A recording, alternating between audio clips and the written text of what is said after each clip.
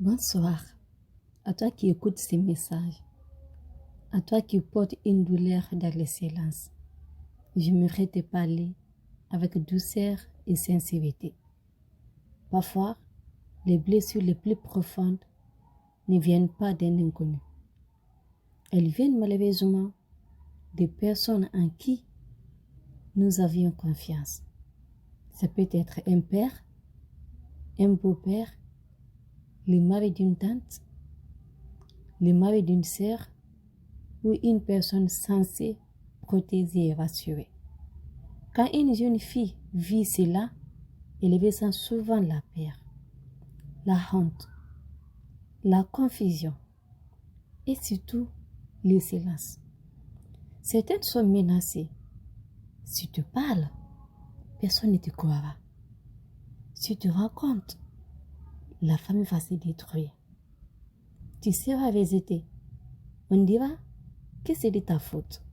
Mais écoute bien ceci. Ce n'est jamais la faute de la victime. Non, jamais.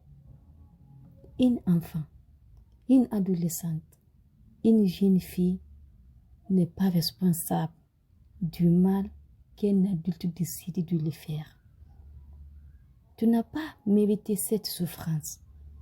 Tu n'as pas approuvé cette violence. Et tu n'as pas apporté seul ce poids. Je sais que parler fait peur. Oui, très peur. Parce qu'on ne sait pas qui va nous croire. Parce qu'on craint les jugements. Parce qu'on a peur des menaces. Parce qu'on veut protéger sa famille malgré tout. Mais garder cette douleur enfermée trop longtemps peut détruire doucement le cœur. Alors, il est important de chercher une personne de confiance. Une personne qui écoute sans juger. Une personne qui protège au lieu de faire taire. Cela peut être une mère, une tante bienveillante, une enseignante, une amie adulte de confiance, une assistante sociale ou une association de protection. Tu as le droit d'être aidé. Tu as le droit d'être protégé. Tu as le droit d'être écouté. Et surtout, tu as le droit de vivre sans peur. À toutes les jeunes filles qui souffrent en silence aujourd'hui, je veux vous dire ceci. Votre douleur est réelle. Vos larmes sont réelles. Mais votre vie a aussi de la valeur. Ne laissez jamais quelqu'un vous faire croire que vous êtes sale, détruite ou sans avenir. Ce que vous avez fait ne définit pas qui vous êtes. Vous êtes digne de respect, d'amour, de protection et d'un avenir meilleur. Même si aujourd'hui, vous sentez faible, même si vous avez peur, même si vous pleurez sur la nuit, la lumière peut revenir petit à petit.